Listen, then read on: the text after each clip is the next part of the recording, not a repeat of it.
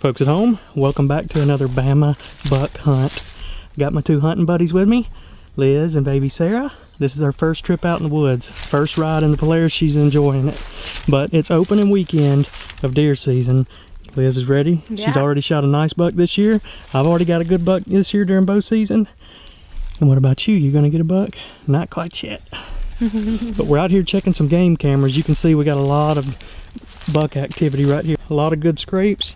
I'm gonna check this camera and see the big boy that's been doing that. This is Liz's family land. We've been hunting here for years. My stand is right up through there. There's a lot of white oak trees out here that drop the big heavy acorns.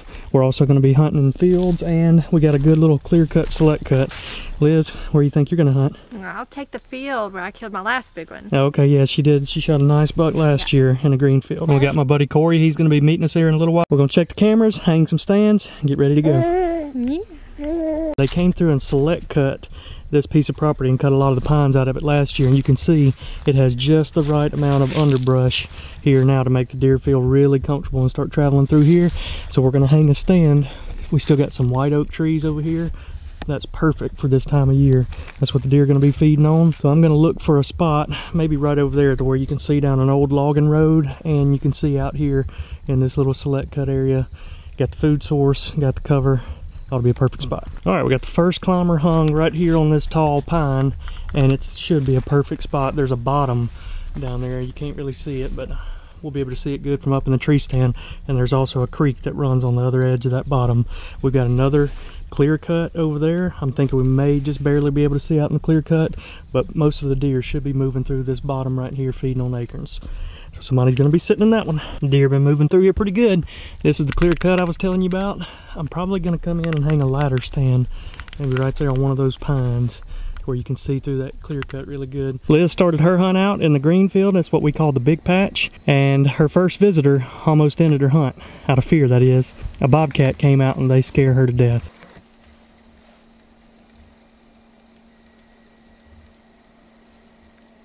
But right at dark, she started having some nannies come out.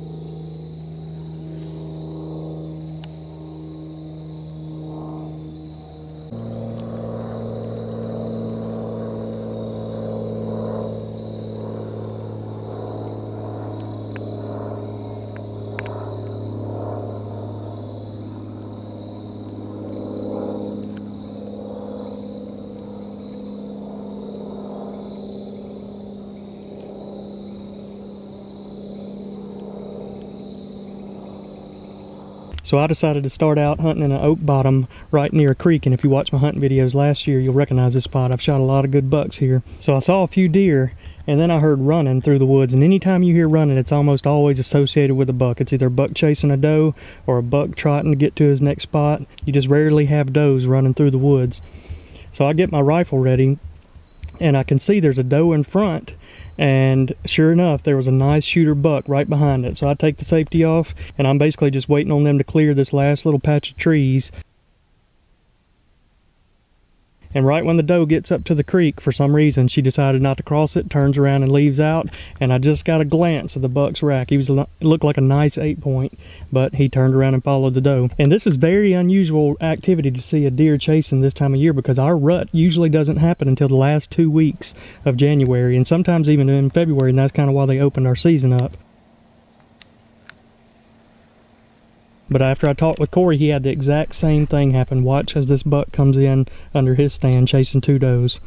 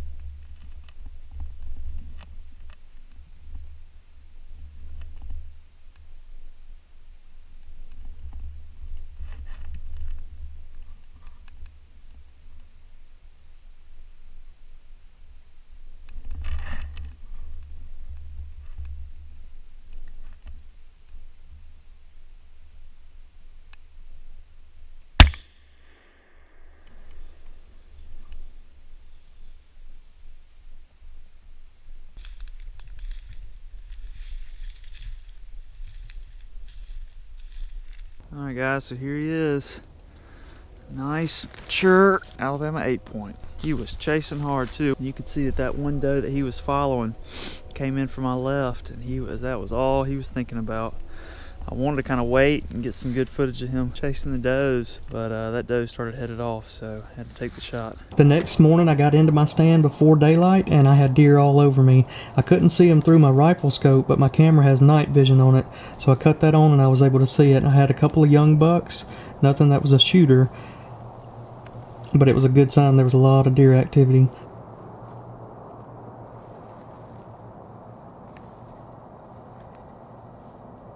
And this deer looked like he was a young 8-point.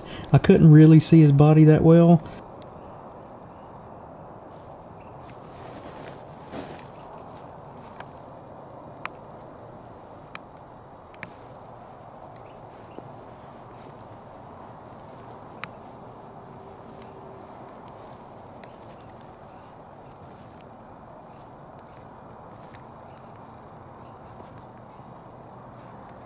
And also had another young buck walk through that morning. You could tell by his neck size that he just wasn't old enough.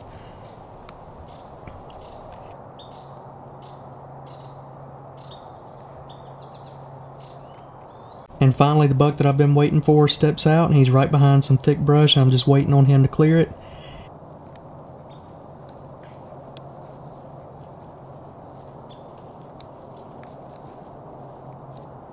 And of course, as soon as I move my rifle, I get spotted by a doe.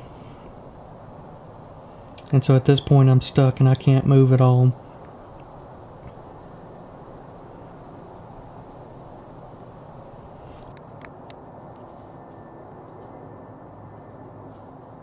So as we're sitting here in a stalemate, I'm watching this buck to my left just cruise off, and there's really nothing I can do about it. And that pretty much sums up this hunt.